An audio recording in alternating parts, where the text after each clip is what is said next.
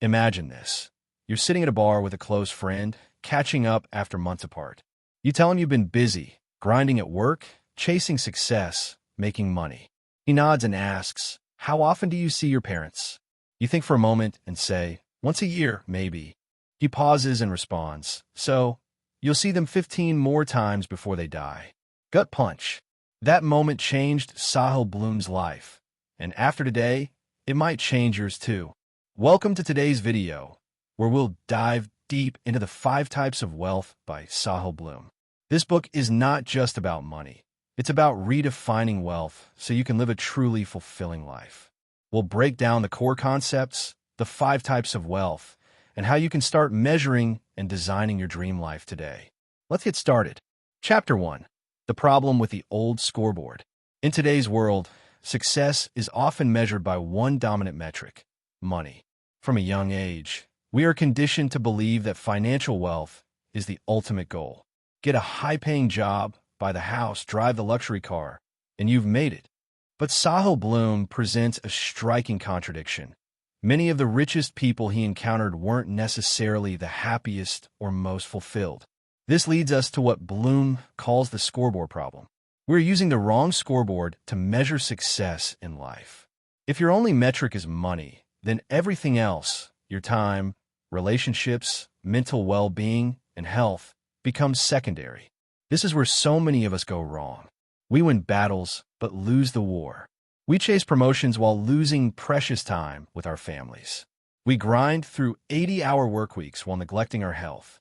We build financial security, but feel an inner void, a lingering dissatisfaction despite all the external success.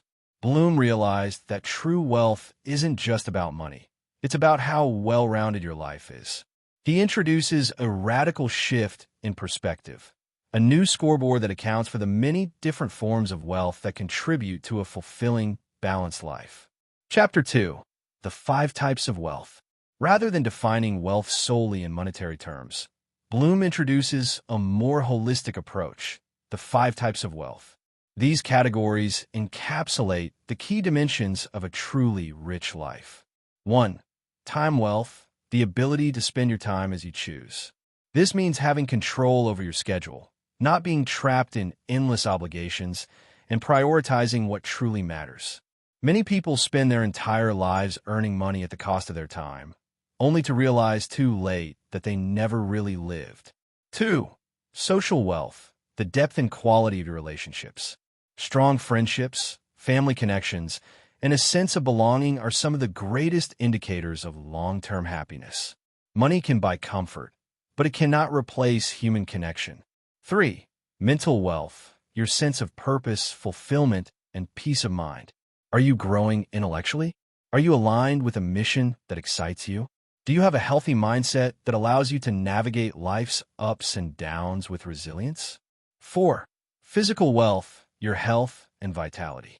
What good is financial wealth if you're too sick or exhausted to enjoy it? Physical wealth is built on movement, nutrition, and recovery, essential pillars for a long and vibrant life. 5. Financial wealth. Yes, money still matters. But rather than being the only form of wealth, it should be seen as a tool to enhance the other 4 types of wealth. True financial wealth isn't just about accumulating money. It's about using it wisely to create freedom, security, and opportunities. These 5 dimensions collectively shape a fulfilling life. The challenge is to balance them, ensuring that no single aspect dominates at the expense of the others. If you prioritize only one and ignore the rest, you risk achieving a Pyrrhic victory, one that looks like success on paper but feels like failure in reality. With this new scoreboard in place, the real question becomes, how do we start building wealth in all 5 areas? And how do we maintain the right balance between them? The journey begins by evaluating where we currently stand in each category and making intentional changes that will lead to a richer, more rewarding life. Chapter 3. Time wealth, the most valuable asset. Time is the only resource you can never earn back.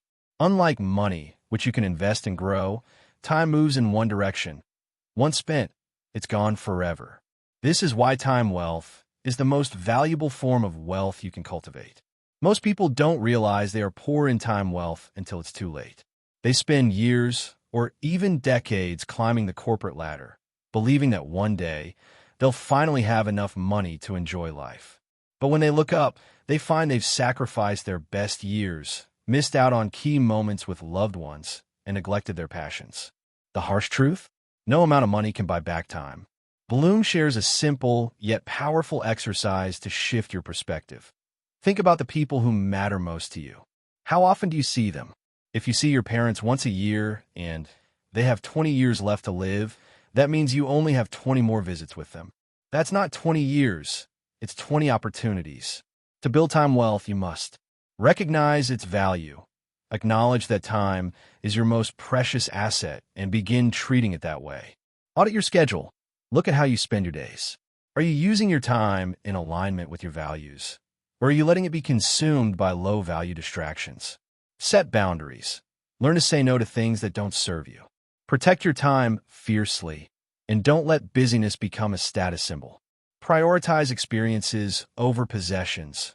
Material things can be replaced, moments and memories cannot. Design your life around what truly matters, rather than waiting for someday. Create a lifestyle where you have control over your time now. Time wealth isn't about quitting your job or escaping responsibilities. It's about making intentional choices that allow you to spend time on what truly fulfills you, whether that's meaningful work, relationships, or personal growth. Because at the end of your life, the measure of success won't be how much money you made. It will be how well you spend your time. Chapter 4. Social Wealth. Who will sit in the front row at your funeral? If you died tomorrow, who would show up at your funeral? More importantly, who would be sitting in the front row? The people devastated by your loss, the ones whose lives were deeply intertwined with yours? This is the essence of social wealth, the depth and strength of your relationships. Money can buy luxury, status, and comfort, but it cannot buy genuine connection.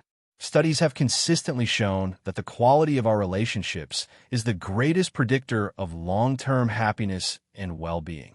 Social wealth is built not on the number of people in your life, but on the quality of those relationships.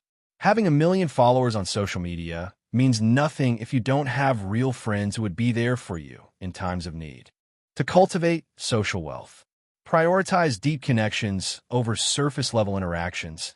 A handful of close friends who truly know you is more valuable than 100 acquaintances.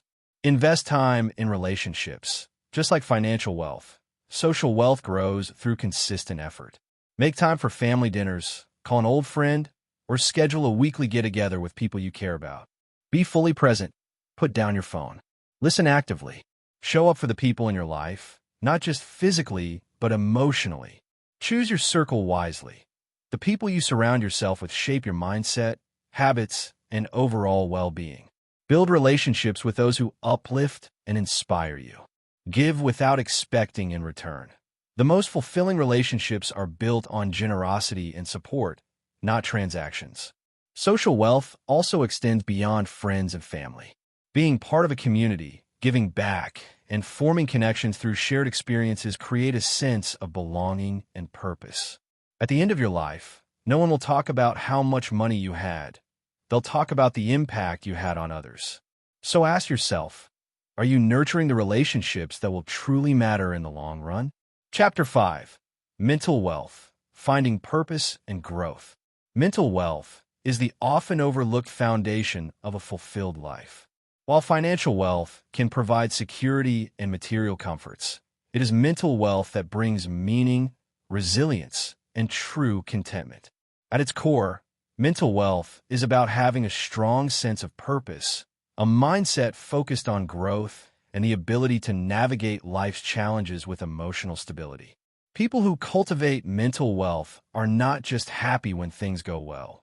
They are able to withstand difficulties, adapt, and continue striving towards their greater vision. So how can you build mental wealth? 1. Develop a clear sense of purpose. Having a reason to wake up in the morning is one of the strongest indicators of long-term happiness. Ask yourself, what excites me? What impact do I want to have on the world? Your purpose doesn't have to be grand. It just has to be meaningful to you. 2. Embrace lifelong learning. Growth should never stop. Read books, take up new skills, seek mentorship, and challenge yourself intellectually. A growing mind stays sharp and engaged in life. 3. Cultivate emotional resilience. Mental wealth is not about avoiding difficulties, but about developing the ability to navigate them. Practice mindfulness, gratitude, and reframing challenges as opportunities for growth. 4. Surround yourself with the right people. Your environment shapes your mental state. Engage with people who inspire, challenge, and support you. 5. Establish healthy mental habits. Practices such as meditation, journaling, deep conversations, and spending time in nature can strengthen your emotional well-being and mental clarity. Many of the wealthiest and most successful people suffer from deep dissatisfaction because they lack purpose and mental wealth. Avoid falling into that trap by intentionally building a mindset that fosters growth, resilience, and fulfillment. Chapter 6. Physical Wealth. Will you be dancing at your 80th birthday? Your health is your most valuable asset. Without it, all other forms of wealth lose their meaning. You can have millions in the bank, but if you're too sick or frail to enjoy life, what's the point? Physical wealth is about more than just looking fit.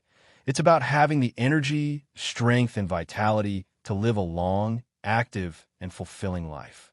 It's the difference between spending your later years exploring the world, dancing at family celebrations, and playing with your grandchildren versus being confined to a chair, limited by pain and illness. So how do you ensure you'll be dancing at your 80th birthday party? 1. Prioritize movement every day. Your body was designed to move. Whether it's walking, lifting weights, yoga, or playing sports, find ways to stay active daily. Sitting for prolonged periods accelerates aging and deteriorates your health. 2. Fuel your body with the right nutrition. Food is fuel. Avoid highly processed, sugar-laden foods and focus on whole, nutrient-dense meals. Eating well isn't about restrictive dieting. It's about nourishment and longevity. 3. Sleep and recovery are non-negotiable. Quality sleep is just as important as diet and exercise. Poor sleep weakens your immune system, impairs cognitive function, and accelerates aging.